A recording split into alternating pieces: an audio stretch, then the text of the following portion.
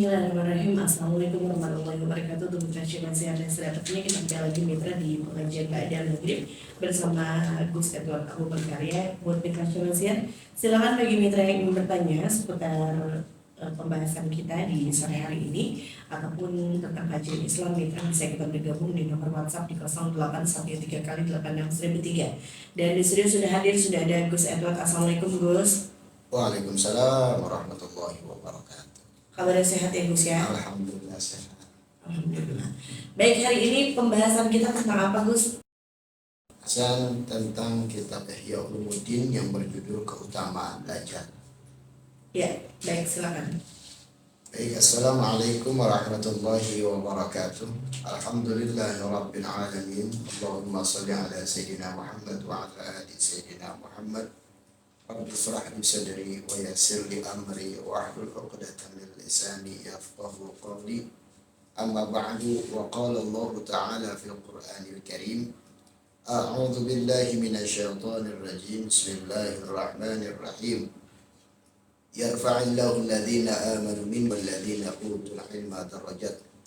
Wa qala an-nabiy sallallahu alaihi wasallam, innama bu'istu mu'alliman. Sadaqallahul azim wa sadaqa rasulun nabiyul habibul karim wa nahnu ala dhalika minasyahidina wa syakirina walhamdulillahi rabbil alamin. Yang saya hormati mitra Al-Gangga di mana saja Anda berada, semoga Allah berikan sehat walafiat, panjang umur, berkah selamat dunia akhirat, segala doanya Allah ijabah dan mudah-mudahan banyak duitnya. Yang kedua yang saya hormati di studio ada Ayang Mami dan Bang Jari, mudah-mudahan selalu diberikan sehat walafiat, panjang umur beserta keluarganya, mudah-mudahan segala hajatnya Allah ijabah dan mudah-mudahan juga banyak banget duitnya. Amin. Amin ya Allah ya rabbal alamin. Baik mitra Gangga, hari ini kita membahas yang berjudul Keutamaan Belajar. Bahwasanya kita sudah mengetahui bahwa menuntut ilmu itu adalah wajib. Talabul ilmi faridatun ala kulli muslimin wal muslimat. Menuntut ilmu itu wajib baik muslim laki-laki ataupun muslim perempuan. Ada beberapa ayat atau firman Allah dan sabda Rasulullah SAW yang menerangkan keutamaan belajar. Salah satunya dalam Quran surat At-Taubah ayat 122, Allah Subhanahu wa taala berfirman, "Falaula nafara min kulli firqatin minhum ta'ifatun liyatafaqahu fid-din." Artinya, mengapa tidak pula berangkat satu rombongan dari tiap-tiap golongan itu untuk mempelajari perkara agama. Pada firman tersebut Allah mempertanyakan, bahkan mengherankan kenapa tidak berangkat menuntut ilmu. Karena pertama, menuntut ilmu itu adalah wajib dan banyak keutamaan daripada belajar atau menuntut ilmu, terlebih lagi menuntut ilmu agama. Salah satunya orang yang menuntut ilmu itu dianjurkan oleh Allah Subhanahu wa taala agar mempertanyakan atau bertanya kepada sang ahlinya. Sebagaimana Allah berfirman dalam surat An-Nahl ayat 43, "Fas'alu ahla dzikri in kuntum la ta'lamun." Maka bertanyalah kamu kepada ahli ilmu jika kamu tidak tahu. Dengan tidak tahu kita bertanya, dengan yang tahu maka kita menjadi mengetahui atau jadi tahu. Kalau kita bertanya kepada orang yang tidak tahu, maka tidak akan mendapatkan pengetahuan daripada apa yang kita belum tahu. Maka sangatlah penting untuk siapapun, baik yang muda ataupun yang tua, yang gadis ataupun yang sudah menikah, yang pria ataupun yang wanita, maka sangatlah penting, bahkan wajib untuk mencari ilmu. Terlebih lagi ilmu adalah ilmu agama.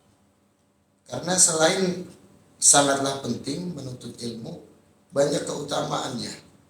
Salah satunya itu baginda Nabi Muhammad SAW bersabda, "Man salaka tariqan yatlubu fihi ilman, salakallahu bihi tariqan ilal jannah." Artinya barang siapa menjalani suatu jalan untuk menuntut ilmu, maka dianugerahi Allah kepadanya jalan surga. Maka suka kita dengar majlis ta'lim, majlis zikir, majlis sholawat adalah raudhah min riyadil jannah, taman daripada taman surga Allah Subhanahu wa taala.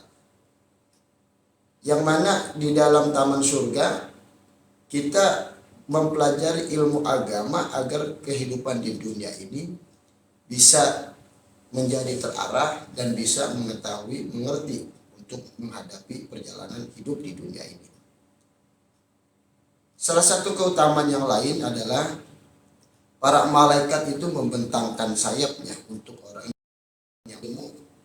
Sebagaimana sabda Nabi Muhammad SAW, innal malaikata litadau ajnihataha li talibil ilmi ridaan bima yasna'u. Artinya sesungguhnya malaikat itu membentangkan sayapnya kepada penuntut ilmu, atau bahasanya menggelar sayapnya untuk penuntut ilmu. Itu adalah tanda rela dengan usahanya itu. Jadi malaikat itu rela untuk menjadi menjadi jalan, sayap-sayapnya menjadi jalan untuk orang penuntut ilmu. Karena begitu luar biasanya, istimewanya orang yang menuntut ilmu. Salah satunya tadi yaitu Allah mudahkan jalan menuju surga. Dan yang kedua, malaikat membentangkan sayapnya untuk orang yang menuntut ilmu. Maka jangan heran ketika kita sedang menuntut ilmu, ketika kita hadir di majelis ilmu, duduk kita tidak tenang. Salah satunya apa? Ketika kita duduk, kita merasa pegel, kita duduk merasa semutan dan lain sebagainya. Karena wajar kita duduk di atas sayapnya para malaikat. Sayap para malaikat itu begitu indah, akan tetapi ketika kita awal-awal duduk di majelis ilmu atau duduk di atas sayap para malaikat, maka kita masih uring-uringan kalau bahasa Betawi. Akan tetapi ketika kita sudah terbiasa, maka insya Allah kita bisa menyesuaikan daripada keistimewaan, keutamaan menuntut ilmu, apalagi terbentangnya sayap para malaikat. Apalagi keutamaan orang yang menuntut ilmu atau keutamaan orang yang belajar. Nabi Muhammad SAW bersabda, li antabdu wa fata ta'allama baban minal ilmi khairun min an tusalliya mi'ata raq'atin. Artinya bahwa sesungguhnya engkau berjalan pergi mempelajari suatu bab dari ilmu adalah lebih baik daripada engkau melakukan sholat 100 rakaat. Keutamaan orang yang sedang menuntut ilmu itu lebih utama daripada seseorang melakukan sholat 100 rakaat. Ini keistimewaan yang selanjutnya. Sangatlah tinggi, sangatlah besar orang yang menuntut ilmu atau mencari ilmu di jalan Allah Subhanahu wa taala. Lanjut, Nabi Muhammad SAW bersabda, babun minal ilmi yata'allamuhu rajulu khairul lahu minad dunya wa ma fiha. Artinya suatu bab dari ilmu yang dipelajari seseorang adalah lebih baik baginya dari dunia dan isinya. Selanjutnya itu, ketika orang mempelajari ilmu, terlebih lagi ilmu agama, lebih baik daripada dunia dan isinya. Kita jangankan dunia dan isinya, kita baru ditawarkan satu laut saja, kita sudah luar biasa kayanya. Apalagi ini, orang yang menuntut ilmu itu lebih baik baginya daripada dunia dan isinya. Maka kita ajak pribadi kita mencari ilmu terlebih lagi, terkhusus lagi, kita dukung masjid, musolah, majlis ta'lim di sekitar rumah kita. Kita ramaikan majlis, musolah, masjid di sekeliling rumah kita, agar Islam ini menjadi lebih baik dan kita memiliki generasi yang paham ilmu agama, yang paham menghargai orang, dan paham memiliki akhlak yang baik. Sehingga kita bisa baik bersama-sama dan bisa memperbaiki kehidupan ini lebih baik dalam taat kepada Allah Subhanahu wa taala. Wallahu a'lam bishawab. Demikian. Iya, baik untuk mitra Syabasiar, bagi mitra yang masih ingin bertanya, silakan mitra bisa ikutan bergabung di nomor WhatsApp di 0813 kali 86003 ya, ataupun melalui line telepon di 8847711. Ini sudah ada pertanyaan dari Zahma. Assalamualaikum Gus. Waalaikumsalam. Mau bertanya nih, apakah perayaan atau pengajian 4 bulanan atau 7 bulanan kehamilan itu penting dan harus diadakan? Semisal tidak ada biaya, bagaimana Gus? Baik, yang namanya 4 bulan itu ditiupkan daripada rohnya si bayi. Sebenarnya bicara 4 bulan, 7 bulan itu adalah sunnah yang kita jalankan. Karena setiap sunnah itu ketika si bayi ada dalam perut, baiknya itu bukan hanya 4 bulan dan 7 bulan saja, baik sebulan, 2 bulan, dan seterusnya sampai 9 bulan sampai melahirkan. Kita perlu yang namanya untuk mendoakan. Akan tetapi di Indonesia ini tradisi muncul dari 4 bulan atau 7 bulan, yang mana dari 4 bulan itu kita pelajari bahwa sudah diberikan ketentuan dari Allah. Salah satunya baik buruknya, jodohnya, dan lain sebagainya. Salah satunya lagi ditiupkan ruh. Maka ketika kita mengambil tasyakuran 4 bulan atau 7 bulan ini, silakan. Kalau nggak ada biaya juga nggak apa-apa. Karena itu bukan perkara yang wajib. Itu perkara yang boleh dilakukan, boleh tidak. Tapi ketika kita tidak ada biaya, ketika kita tidak sanggup untuk melaksanakan tasyakuran tersebut, kita tidak boleh lengah.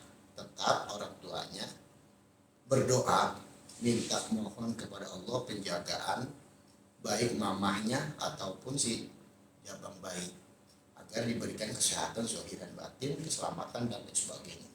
Terutama lagi banyak orang yang bilang ayahnya harus mendoakan.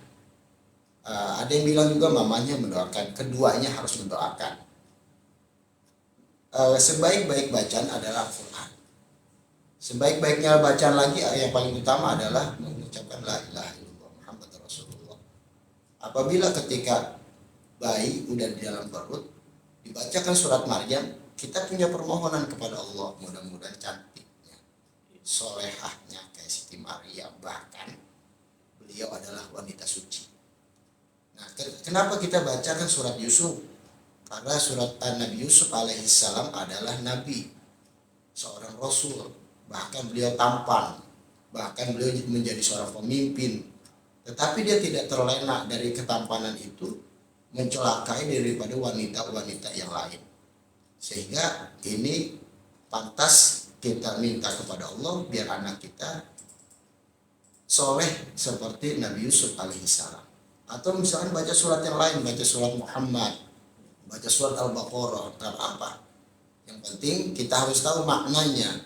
Jangan sampai kita baca dalam kandungan surat jin, jangan. Karena nggak pas gitu. Kalau surat Muhammad, surat Al-Baqarah itu masih oke, nggak apa-apa. Yang tidak baik, kita tidak tahu maknanya, kita baca aja. Tapi insya Allah kalau kita bacanya, misalkan kita setiap baca Quran di depan perut istri kita atau di depan si jabang bayi, sampai kita hatam. Nah itu kan surat-surat jin, surat apa kita lewatin. Tapi kalau niatnya kita beribadah kepada Allah, membaca Al-Quran, insya Allah keberkahan daripada Al-Quran turun kepada anak. Ataupun bahasanya kebaikan Al-Quran turun kepada anaknya, kepada mamahnya, kepada ayahnya yang membaca. Begitu. Ya. Baik, selanjutnya ada Zahra. Assalamualaikum Gus. Waalaikumsalam. Apakah boleh membaca Al-Quran tanpa berwudu dan tanpa memakai kerudung Gus? Kalau membaca Al-Quran, Al-Quran adalah suci, maka wajib berwudu.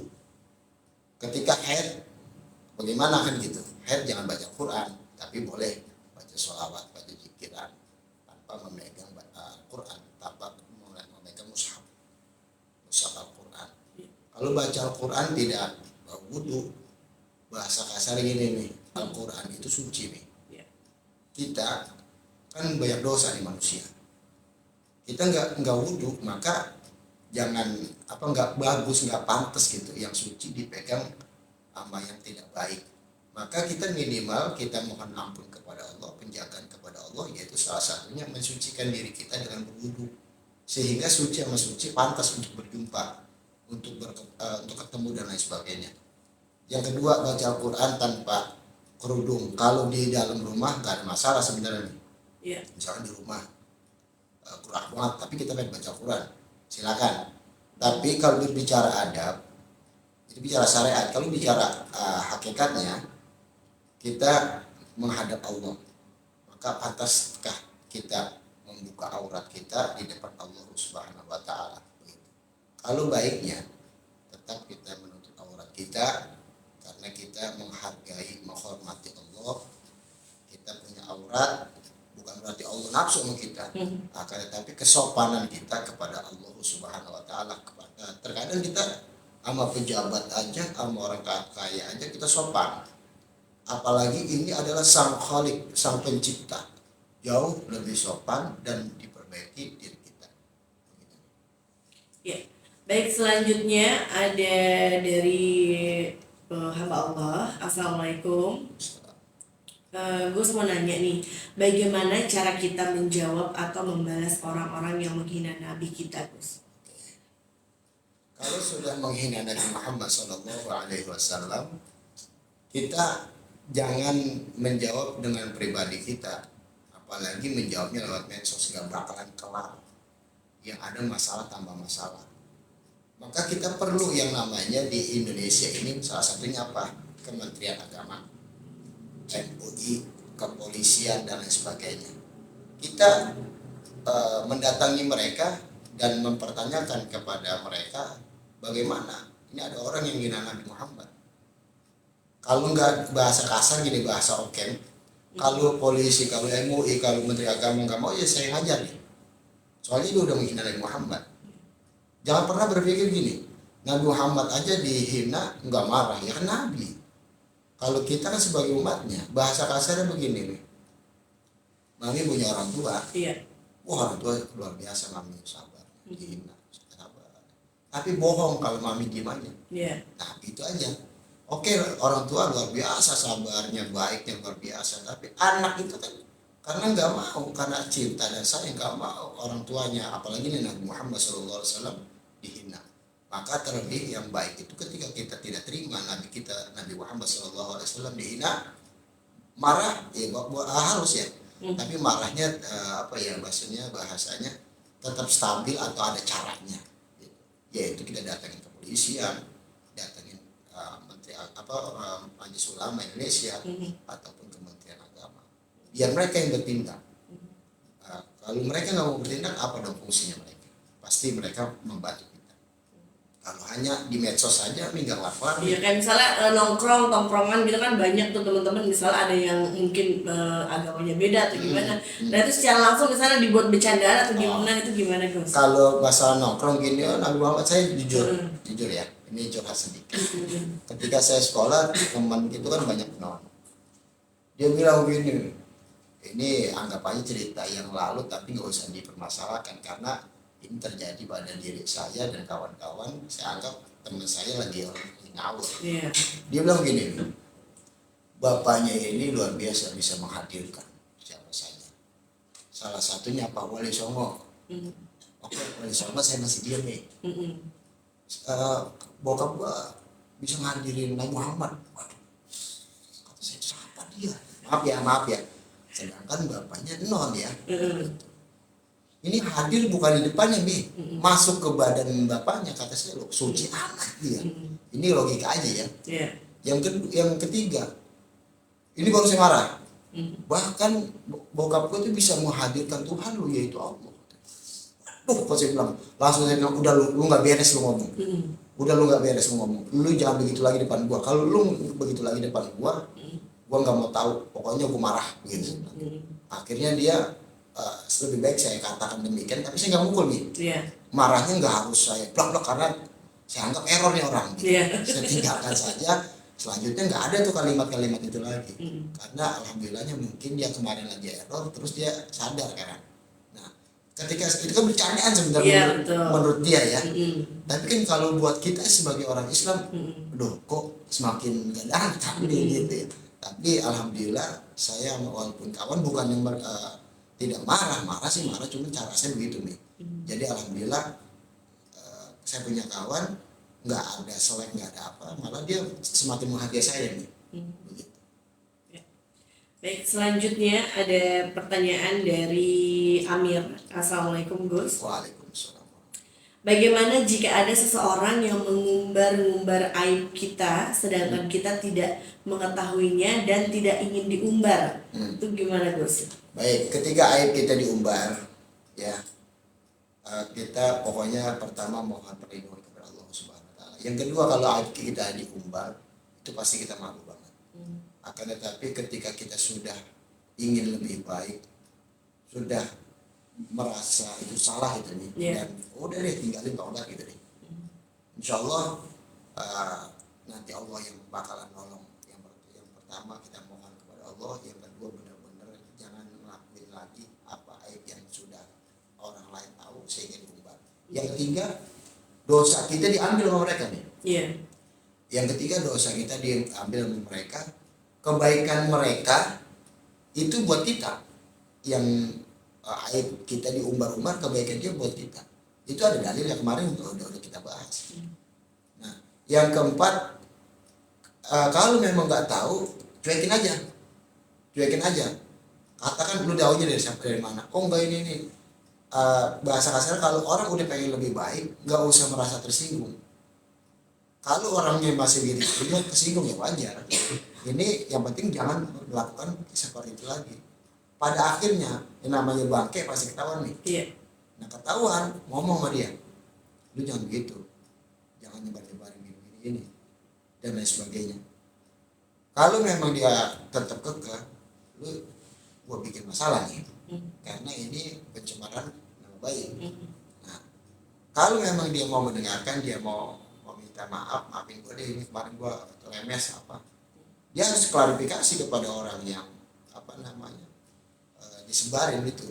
Misalkan ke Mami ngomongnya tentang aibnya Bang Jerry, saya harus minta maaf sama Bang Jerry, terus bilang ke Mami, nih saya minta maaf kemarin saya omongannya salah. Kalau Jerry kan aibnya emang seneng dia diumbar-umbar.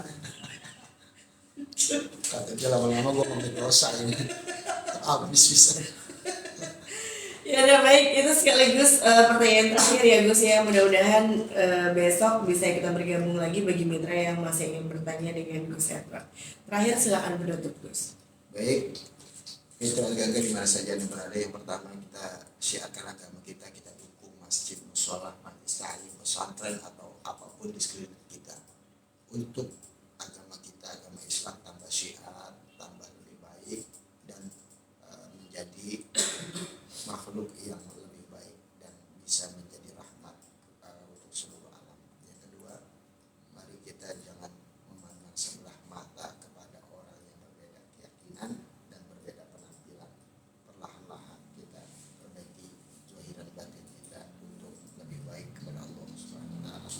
Yang ketiga, mari kita berdoa kepada Allah, mudah-mudahan doa-doa kita diijabah oleh Allah Subhanahu wa taala. Yang lagi sulit, lapangan yang terjadi ada masalah, mudah-mudahan Allah selalu bantu masalah itu memberikan kemerdekaan kepada siapapun, termasuk para pendengar yang mendengarkan. Mari kita berdoa kepada Allah Subhanahu wa taala. Bismillahirrahmanirrahim. Alhamdulillahirabbil alamin. Allahumma shalli ala sayyidina Muhammad wa ala ali sayyidina Muhammad. Rabbana zalamna anfusana wa illam taghfir lana wa tarhamna lanakunanna minal khasirin.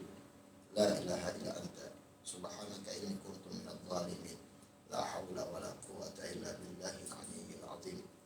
Rabbana hab lana min azwajina wa dhurriyyatina qurrata a'yun waj'alna lil muttaqina imama. Rabbi habli minas salihin, rabbi habli minas salihin, rabbi habli minas salihin. Allahumma arina al-haqqa haqqan warzuqna ittiba'ahu wal batila batilan warzuqna ijtinabah. Rabbi ighfir lana wa liwalidayna warhamhuma kama rabbayana shighara. Rabbi zidna ilman warzuqna fahman. Allahumma arzuqna kamalan mutaba'ati lahu zahiran wa batinan ya arhamar rahimin. Rabbana atina fid dunya hasanah wa fil akhirati hasanah wa qina adzabannar. Wa sallallahu ala sayyidina Muhammadin wa ala alihi wa sahbihi wasallam. Walhamdulillah.